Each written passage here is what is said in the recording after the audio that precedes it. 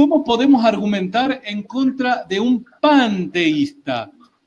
Quería terminar con esta porque has abarcado creo que todos los frentes y por último, si podemos abarcar este, sería maravilloso.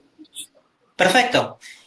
El prefijo griego pan significa todo. El panteísmo es una forma, digamos, un tanto curiosa de teísmo que afirma que Dios sí existe, pero no como un Dios trascendente al universo o a la totalidad de la realidad material, sino como un Dios que se identifica, que es equivalente a ese universo. Visiones panteístas la encontramos, por ejemplo, en el filósofo holandés Baruch Spinoza. O sea, lo que se dice es que Dios es el universo, en resumen. Panteísmo, que Dios es el universo. Bien, ¿cómo se refuta el panteísmo? Hay muchas vías. Una de ellas es que tú le digas al panteísta, ¿cómo defines a Dios?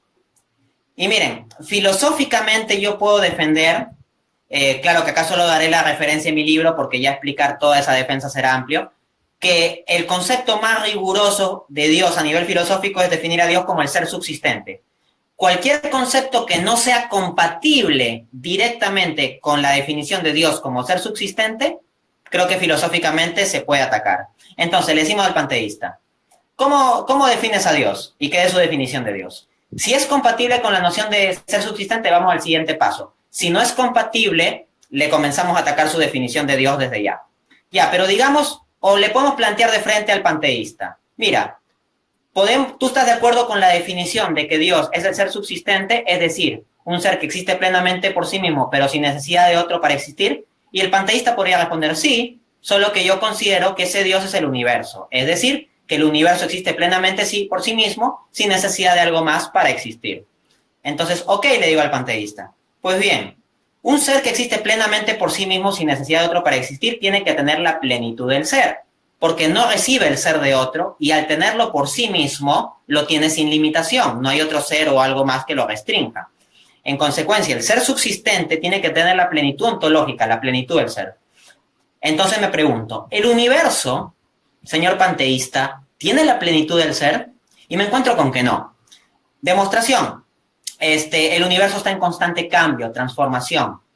Lo que tiene plenitud y perfección absoluta no cambia. Por ejemplo, un círculo perfectamente circular, basta que cambien algo su forma y ya no es perfectamente círculo. El solo hecho de que el universo esté en constante cambio es muestra de que no tiene la plenitud del ser.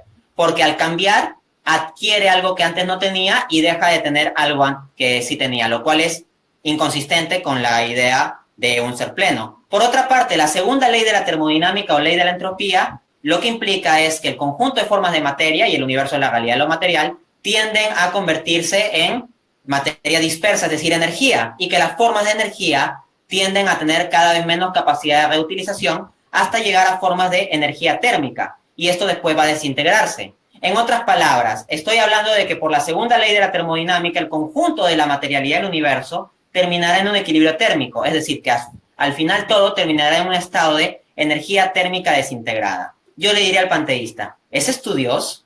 Ese ser que termina como un conjunto de energía térmica desintegrada y que no puede ser reutilizable, ¿esa es la plenitud del ser? Al mismo tiempo se pueden utilizar los argumentos para mostrar que el universo tuvo un inicio. Si mostramos que el universo tuvo un inicio de su existencia, entonces decimos, oye, pero si no hay ningún Dios fuera del universo que sea un ser trascendente al espacio y tiempo, para generar el conjunto de la materia, espacio y tiempo, ¿qué es lo que le dio origen? Si no hay absolutamente ninguna instancia fuera, tendría que haber surgido de la nada y porque sí. Y le diría al panteísta, oye, eso de creer que surgió de la nada y porque sí es un absurdo. En consecuencia, resumiendo, hay al menos 3 vías, lo podría explayar, pero hay al menos 3 vías para refutar el panteísmo. Uno, mostrar que el universo, porque tiene cambio, no es pleno en su ser, y Dios, por definición, es pleno en su ser. 2, por la segunda ley de la termodinámica, el universo está constantemente dirigiéndose hacia sus ruinas energéticas, o sea, hacia un estado de energía térmica desintegrada, no reutilizable.